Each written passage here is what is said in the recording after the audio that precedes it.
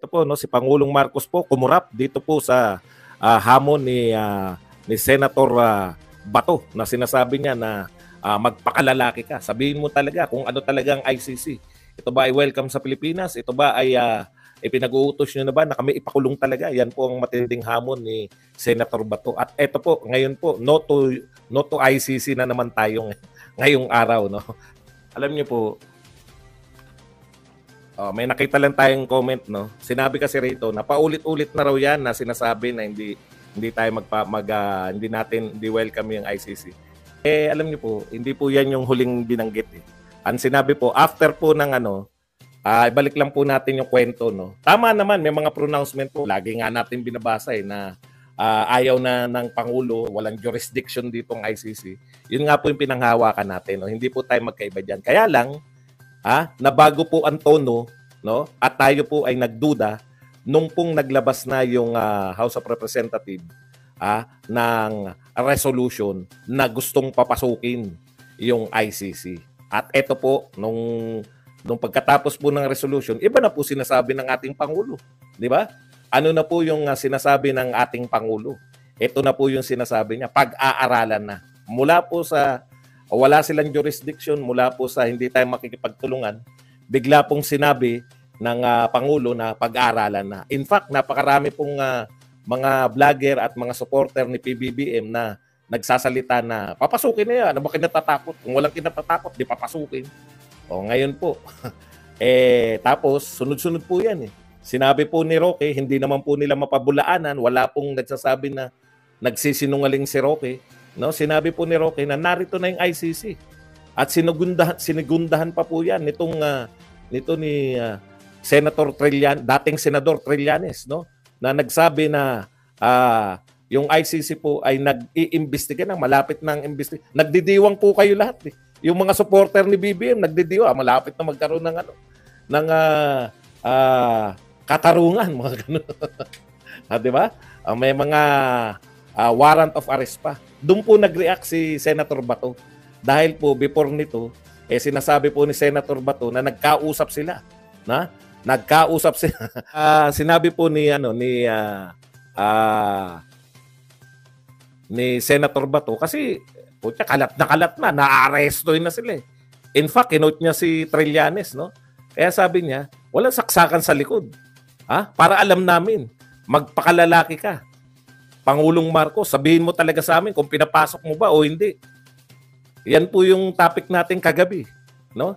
Be man enough, no? Na wala nang paligoy-ligoy, wala nang saksakan sa likod. Yan po talaga yung totoo. Umaga, medyo nanginginig-nginig pa po si Pangulong Marcos nang sinasagot niya yung mga reporter. Eto na po, no? Balik na naman tayo sa no to ICC. Ayan yun eh. Ayan, no? Let me say this for the 100th time. I do not recognize the jurisdiction of ICC in the Philippines. I consider it as a threat to our sovereignty. Ang linaw po nito, I do not consider, ulitin ko lang, mali pala. I do not recognize the jurisdiction of ICC in the Philippines. I consider it as a threat to our sovereignty. Therefore, the Philippine government will not lift a finger to help any investigation that the ICC conducts. Okay. However, as ordinary people, they can come and visit the Philippines, pero hindi kami tutulong sa kanila. In fact, binabantayan namin sila, making sure. Dito po ako nagiba, no? Binabantayan namin sila. Ibig sabihin, narito na sila. And, in fact, binabantayan namin sila, making sure that they do not come into contact with any agency of government. We do not recognize your jurisdiction, therefore we will not assist in any way, shape, or form in any investigation that the ICC is doing in the Philippines. Yan po. Ako sa tingin ko, no? Ito po sa tingin ko, ito po yung direct reaction niya dito sa matigas na pahayag ni, kasi hindi na mga binitawan ni Senator Bato. Para alam namin kung anong susunod namin ikikilos. Hindi po sinabi Senator Bato na pag pinapasok nyo talaga yung ICC, magtatago kami o kami ay kung ano, para malaman namin kung ano yung susunod naming ikikilos. Alam niyo po, bat po ng atake ngayon, no, si Pangulong Marcos. Hindi naman po yan, kagagawan din po nila yan. Kasi, alam niyo, in fairness, napakaswerte po ng Pangulong ito. Wala pa po tayong major na mga bagyo, wala pa tayong major na mga sakuna, wala pong pandemya, no? Ang nakakabwisit yung mga tauhan nyo eh. Pangulong Marcos, lalo na yung Kamag-anak Incorporated nyo na dahilan talaga ng lahat ng kaguluhan. Alam niyo po kung kayo talaga mga loyalists, mga Marcos loyalists po, maraming Marcos loyalists pa dito eh. Alam niyo sa totoo lang, no? Magtapatan tayo. Alam niyo naman kung sino sumisira sa mga Marcos ngayon. Kung ipagtatanggol niyo pa rin yung sumisira sa mga Marcos, eh talagang ganyan. Di ba?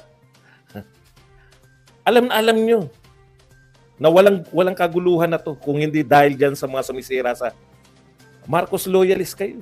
Sabi nga ni Senator Amy, hindi naman Marcos yan. Yun po, yung hindi Marcos na pinagtatanggol ng mga Marcos loyalist, yun mismo sumisira sa mga Marcos. Simple lang po. Lahat po yan nag-ugat. Ito ang wish nyo to nung araw eh. Nung nagka-unity team, gusto nyo na kagad biyakin eh, dahil wala kayong tiwala sa mga Duterte. Ayaw nyo maging presidente si Sara sa 2028. Gusto nyo kagad tablahin. Di ba ito yung wish nyo? Yung magkabitak na yung unity team. Huwag kayong mag-wish ng mga alanganin. Ngayon nyo na-realize, no, na yung pinakamalakas ninyong kaalyansa, tinabla ninyo yung mga Duterte. Ngayon, hirap na hirap kayo. Atake kayo kabi-kabila. Nagtataka kayo siguro kung bakit kayo atake kabi-kabila. Yung pinakamalakas ninyong kaalyado, tatablahin nyo, anong klaseng pamumulitika yan? Yan po ay very amateur. Hindi po gagawin ng mga Marcos yan. Tignan nyo si Amy, yan, matalinong Marcos. Pero yung mga Romualdez na wala naman, buhat nung nagsimula, kailan ba nakilala yung mga Romualdez nung naging asawa ni Marcos? Magtapatan tayo. Nung napangasawa ni Imelda si Marcos, doon lang po, hindi katulad ng mga Marcos, mula tatay, talagang politiko. Okay. Sa totoo lang po, yung Kamag-anak Incorporated, parang bigay na yan. Putya, huwag nyo sabihin kaya nananalo yan dahil hindi sa Romualdez. Diyan sa lugar nila. Okay. Kaso, it's too late eh. Tinablan nyo na eh. Para kanino? Tinablan nyo si Sara Duterte para kay sino yun? Kunwari, para kay Franz, di ba? Pinagtanggol nyo si Franz Castro, ipinagpalit nyo si Franz Castro kay Sara Duterte. Wala pa, ilang buwan pa lang, nirarally na kayo ni Franz Castro. Sino nagrarally ngayon sa Batasang Pambansa, sa Congress? Si Franz Castro. Siya yung namumuno ngayon na rally laban sa inyo. Laban sa Kongreso na nagsusulong ng tsa-tsa. Hindi kayo marunong pumili, hindi nyo kayang i-appreciate yung mga kakampi nyo. Napakasama po ng manalo lang kayo, tablahin nyo na yung pinakakakampi nyo. Kutya, kung tutuusin nga eh. Ako, ngayon ko lang sasabihin to eh. Baka nga yan talaga nagpanalo sa inyo. Yung mga Duterte. Tapos nanalo lang kayo, tablahan na. O asan na ngayon yung mga ano nyo? Di mayat-maya kayo ngayon. Mayat-maya kayong kabado sa mga militar, kabado sa kung kanino, yung mga pinagtiwalaan nyo. Putya, anytime. Nakita nyo na yung mga dilawan? Anytime. Naghihintay lang yan na tirahin din kayo. Pinagpalit nyo yung mga dilawan kakamping sa mga Duterte. Ang mga Duterte, makikipagpatayan para sa inyo. Asan na ngayon? Pinagpalit nyo yung mga dilawan kakamping tsaka makabayan black. Puta, anytime, titirahin din kayo. Yan ang katotohanan. Real talk po tayo. Kagagawan nyo rin yan. Yang hindi kayo matatag ngayon. Tignan nyo nga yung mga vlogger nyo. Tarantan-taranta. Mga welcome na niyan yung ICC. Welcome na ICC. Makukulong ka na, Duterte. Asa na ngayon? Bumaliktad kayo ngayon. Nanggigil na si Bato. Wag tayong magsaksakan sa likod.